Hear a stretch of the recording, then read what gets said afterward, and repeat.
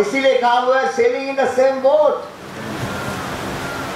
तेलंगाना आंध्र में उसका विलय हुआ एक एग्रीमेंट के तहत, एग्रीमेंट हुआ। तेलंगाना आंध्र विशाल आंध्र में विलीन हो रहा है, सम्मिलित हो रहा है। 1 2 3 4 5 6 7 8 जो कंडीशन के आधार पर विदर्भ भी महाराष्ट्र में सम्मिलित हुआ एक एग्रीमेंट, नागपुर एग्रीमेंट के आधार पर। नागपुर एग्रीमेंट 1 2 3 4 5 6 7 8। तेलंगाना विशाल आंध्र में विलीन होने के बाद आंध्र प्रदेश राज्य बना। देखिए, जब से आंध्र प्रदेश बना तब से लेकर आज तक, आज के इस क्षण तक तेलंगाना में रहने वाला हमारा किसान है, मजदूर है, हमारे नौजवान हैं, किसी को आज तक इंसाफ नहीं मिला, किसी को न्याय नहीं मिला। जिस एग्रीमेंट के तहत तेलंगाना विशाल आंध्र में विलीन हुआ, आज तक उसका एक भी ईमानदारी के साथ उसका पालन नहीं किया गया। तकलीफ इसी बात की है। वही बात इधर बची है, वही बात इधर बची है। जिन कंडीशंस के ऊपर में विदर्भ सम्मिलित हुआ कॉन्ट्रैक्ट के अंदर में 50 साल हो गए, महाराष्ट्र का निर्माण हुआ, लेकिन विदर्भ के साथ आज तक कभी न्याय नहीं हुआ, कभी इंसाफ नहीं। तेलंगाना की जनता तड़प रही है, विदर्भ की जनता तड़प रही है, इंसाफ के लिए तड़प रही है, विकास के लिए, तरक्की के लिए तड़प रही है। साथियों, हमारे जस्टिस साहब यहाँ पर है, आप में से बहुत सारे वकील लोग होंगे। लॉ ऑफ कॉन्ट्रैक्ट आप जानते हैं, कॉन्ट्रैक्ट एक्ट।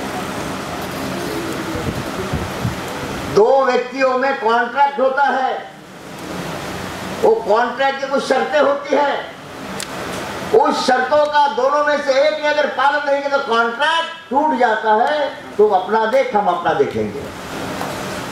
तुमने भी तो वही किया ना, जो एग्रीमेंट किया था तेलंगाना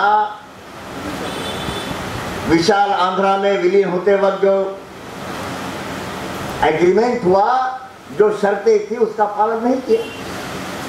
हमारे किसान लोग जानते हैं, किसान लोग अच्छी तरह जानते थे। किसान लोग क्या करते हैं, वो साझेदारी में खेती करते हैं। हमारे महाराष्ट्र में उनको बटई कहते हैं, बटई से 1 साल के लिए दे देते हैं। उसकी कुछ शर्तें होती है, कुछ कंडीशंस होते हैं, उसका पालन हुआ तो ठीक है, बटई चलते रहती, भागीदारी चलते रहती, साझेदारी चलते रहती। लेकिन जब उसमें से जिसको बटई से दिया, जिसको साझेदारी का काम दिया, उसने अगर बदमाशी की, उसने अगर शर्तों का पालन नहीं किया, वो कहता भैया आज से हमारी साझेदारी बंद, तो अपना देख, हम अपना देखेंगे। वैसी सीधी सीधी बात है, कोई बड़ी बात नहीं है। ये दिल्ली वाले लोग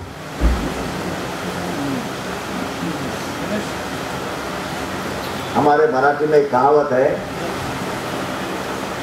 उंटावर बसून शेळ्या हाकना। ऊंट पर बैठकर बकरियां हाकने का काम करते हैं ये दिल्ली वाले लोग। और अभी तो दिल्ली वाले लोग, अब देखो ना, जब हमारे केसीआर साहब आमरण उपोषण पर बैठे, सारा देश चिंता में डूब गया कि अब क्या होगा। देश की सरकार घबरा गई।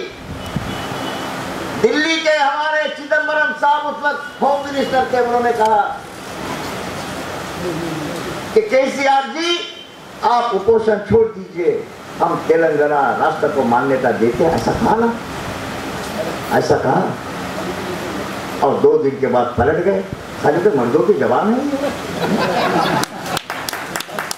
एक बार कहते कि तेलंगाना राज्य हमने मान लिया है, मंजूरी दे दी है, और दूसरे वक्त कहते हैं 2-4 दिन के बाद, जब हमारे केसीआर क्वेश्चन छोड़ देते हैं, आंसर छोड़ देते हैं।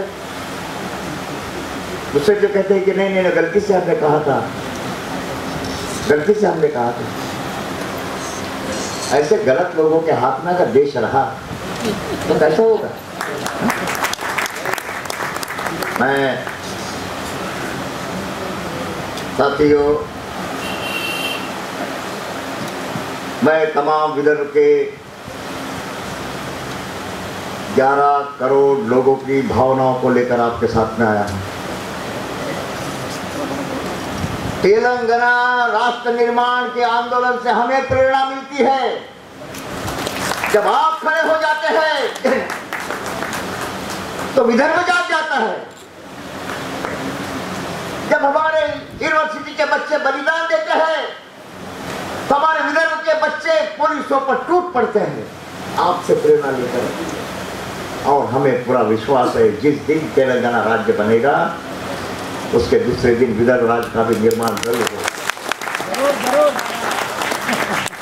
इसके पहले भी मैं लक्ष्मैया जी ये अपने वेदिका की ओर से वारंगल में ऐसी इस प्रकार के हमारे विद्वान लोगों की विद्वत परिषद हुई थी, इंटेलेक्चुअल फोरम का एक प्रकार का जलसा हुआ था, वहां पर भी आया था और ये भी कहा था कि आपके आंदोलन को बाहर रह के समर्थन देना मुझे अच्छा नहीं लगता। वो कैसा हो जाता है, तुम लड़ो हम कपड़े संभाल कर, ये बात नहीं होनी चाहिए आंदोलन में। तो मैंने लक्ष्मैया जी से भी उस वक्त भी कहा था, वारंगल के इस सभा में भी कहा था कि केवल विदर्भ के जनता का समर्थन नहीं, मेरी पीपल्स रिपब्लिकन पार्टी को आप अगर इजाजत दोगे आंदोलन में हिस्सा लेने के लिए तो अपने सैकड़ों हजारों भीम सैनिकों के साथ आपके इस तेलंगाना के आजादी के आंदोलन में, मैं तेलंगाना की आजादी क्या कह रहा हूं, तेलंगाना की आजादी का आंदोलन कह रहा हूं। यह आंदोलन में हजारों भीम सैनिकों के साथ हम भी निश्चित रूप से शरीक हो गए। एक बार देख अजमा तो लीजिए, सबको अजमा लिया आपने, ये आ गए। मैंने बहुत बार हमारे साथी लोग बोल रहे थे ऊपर, और तेलुगु देशम का क्या नाम है उनका,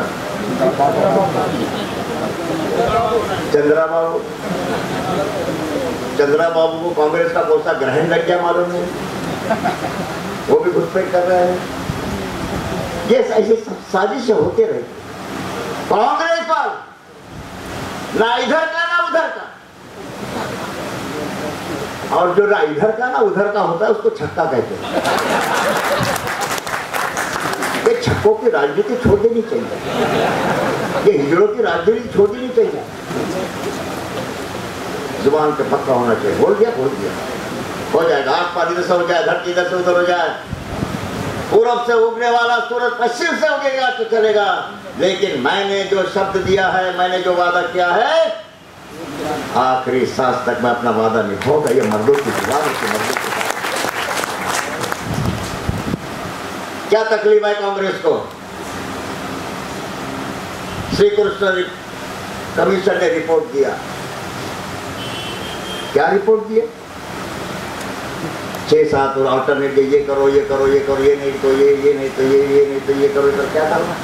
झकमाराई करो, क्या करो? माफ करना, आपके ये इंटेलिजेंट फोरम है, मैं अपनी भाषा में बोल रहा हूँ, मैं इंटेलिजेंट नहीं हूँ। हम तो रास्ते के लड़ने वाले भीम सैनिक है, बाबा साहब के सैनिक है, विदर्भ राज्य निर्माण के आंदोलन के सैनिक है, विदर्भ राज्य संग्राम समिति के सैनिक है। आप ही के कैसे सैनिक बोलते कम है, काम ज्यादा करते हैं, लेकिन कभी कभी बोलना भी जरूरी हो जाता है। मैं तो सच में धन्यवाद दूंगा यहाँ के नौजवानों को, तेलंगाना के नौजवानों को, स्कूल कॉलेज यूनिवर्सिटी में पढ़ने वाले तमाम हमारे नौजवान विद्यार्थियों को, छात्रों को, स्टूडेंट्स को, नौजवानों को, किसी भी आंदोलन में जब तक नौजवानों का हिस्सा नहीं होता तब तक आंदोलन सफल नहीं होता। और ये हमारे तेलंगाना के नौजवानों ने तेलंगाना के विद्यार्थियों ने इस बात को दिखा दिया। वो मारने से भी नहीं डरते और मरने से भी नहीं डरते। बोल दे देश की सरकार, आज तक हमारे 700 लोग शहीद हुए, 700 के करीब हमारे लोग शहीद हुए। ये आंदोलन तेलंगाना राज्य निर्माण के लिए आज तक, जब से आंदोलन शुरू, आज तक 700 लोग शहीद हुए। मैं पूछना चाहता हूं देश की सरकार से, 700 लोग शहीद हुए और कितना खून चाहिए बोल दीजिए ना। और कितनी लाशें चाहिए आपको, और कितनी कुर्बानियां चाहिए आपको, और कितने बलिदान चाहिए आपको, बोल दीजिए आप। लाइन से खड़े हो जाएंगे हमारे तेलंगाना के नौजवान लोग, चाहे बूढ़े हो चाहे जवान हो। देखिए सरकार को तकलीफ क्या है मेरे समझ में। मैंने सुना हैदराबाद के वजह से तकलीफ हो रही। हमारे रायलसीमा कोस्टल आंध्र वाले हमारे साथी लोग जो है, उनका कहना है कि हैदराबाद को हमने सजाया। हाँ जनाब, हैदराबाद को हमने बनाया। वो धरती हमारी, धरती तेलंगाना की। आपको आने दिया, आपको कारखाने बनाने दिया, आपको इमारतें बनाने दी, आपके बिजनेस हाउसेस बने, मॉल बने, टावर बने, सब कुछ बने हमारी धरती पर। और कहते हैं कि हम कैसे दे देंगे आपको। अरे साला घर हमारा है, तुम किराएदार हो। धरती तेलंगाना की है। हैदराबाद तेलंगाना का अटूट हिस्सा है। हैदराबाद को छोड़कर और कुछ बात कहिए तो तेलंगाना दे देगा, ऐसा कैसा भी सुना मैंने। हैदराबाद की मांग अगर छोड़ दो तो हम आपको तेलंगाना दे देंगे। तुम्हारे बाप का राज नहीं है। किसी आदमी के सीने से दिल निकाल लो और बोलो कि आप जाओ। तो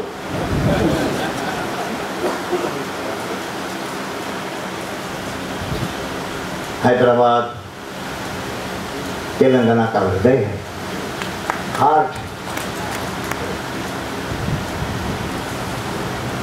तेलंगाना के हर इंसान की धड़कन हैदराबाद में।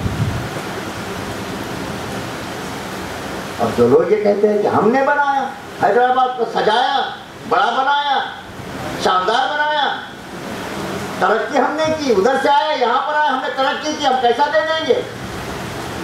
उनको मेरा ये कहना है, कल की हर बात भूल जाते हो, कल की हर बात भूल जाते हो, क्या थे हालात भूल जाते हो। आने के पहले क्या थे तुम उधर में, कल की हर बात भूल जाते हो, क्या थे हालात भूल जाते हो। हमारे तेलंगाना की औकात पूछने वालों खुद की औकात भूल जाते हो, खुद की औकात भूल जाते हो। तेलंगाना के जनता की औकात पूछने की कोशिश जो करेगा, तेलंगाना का बच्चा बच्चा इसका ईंट का जवाब पत्थर से देगा। ध्यान रखिएगा, ईंट का जवाब।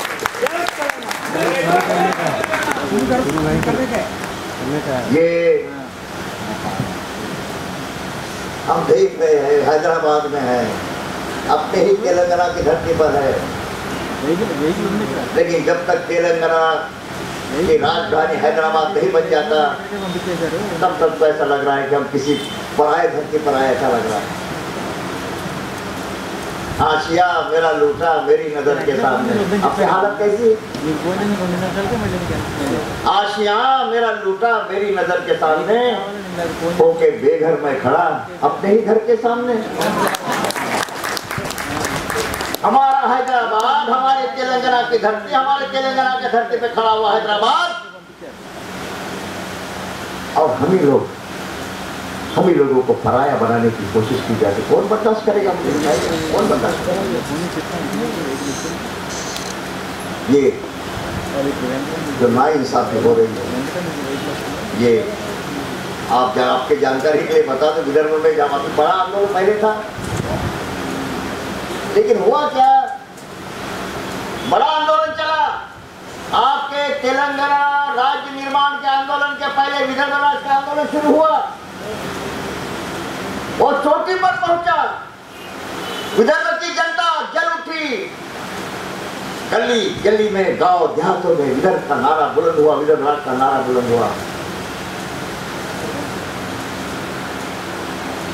एमपी चुन के आए, विधायक चुन के आए, एमएलए चुन के आए विदर्भ राज्य के नाम पर। और एक बार नागपुर के एक चौराहे पर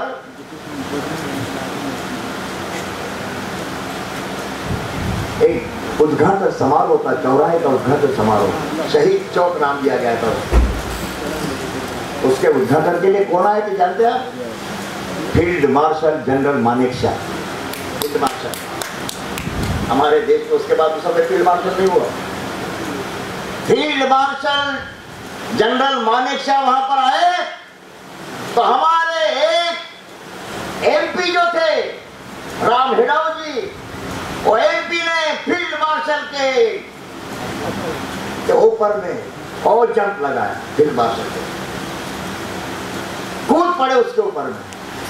वहां का विदर्भ का राज्य धारण पाए, विदर्भ का राज होना चाहिए, ये घोषणा देते हुए फील्ड मार्शल जनरल मानेकशॉ के शरीर पर कूद गए। ये भी किया, गोलियां चली, कई लोग शहीद हुए, कई लोग घायल हुए, कई लोग जेल में गए। आज भी हमारे पर कोर्ट में केसेस चल रहे हैं। और मुझे बताइए, बिना कुर्बानी के किसको क्या मिला? देश को आजादी मिली, ऐसी ही मिल गई। बिना कुर्बानी के आज तक किसी को कुछ नहीं मिला। और मुझे पूरा यकीन ये, लेकिन ये जो राजनीति के लोगों से संभाल कर रही है, कौन साला बदमाशी करेगा बता नहीं सकते, कौन गद्दारी करेगा बता नहीं सकते। और आपको होशियार रहना है। ये जैसे तेलुगु देशम के चंद्रा बाबू घुस रहे हैं हमारे तेलंगाना के लोगों को बहकाने के लिए, कांग्रेस को साथ में लेकर। जो जनप्रतिनिधि जिसे हम एमएलए एमपी कहते हैं, मैं तो धन्यवाद दूंगा टीआरएस को। जनमत चाहिए ना आपको, जनमत चाहिए, प्लेबिसाइड। कितने लोगों ने, सारे के सारे हमारे एमपीओ ने इस्तीफा दे दिया, सारे के सारे हमारे विधायकों ने इस्तीफा दे दिया, फिर चुनाव लड़े। मुद्दा एक ही था, तेलंगाना राज्य के मुद्दे पर राजीनामा दे दिया, इस्तीफे दे दिए, रिसिग्नेशन दे दिए, और फिर चुनाव लड़कर फिर जीत कर आए। इससे ज्यादा मैंडेट और लोगों का मैंडेट और पब्लिक मैंडेट, ये पब्लिक मैंडेट मिलने के बाद भी सरकार इस प्रकार से काम कर रहे हैं। और इसीलिए साथियों, मेरी आपसे गुजारिश है, विदर्भ का मामला भी वैसे ही है अभी। और जैसे कि ये लोग घुस रहे हैं ना हमारे आंदोलन को सैबोटेज करने के लिए, तेलंगाना राज्य के लिए जो आंदोलन चल रहा है उसको सैबोटेज करने के लिए, तहस नहस करने के लिए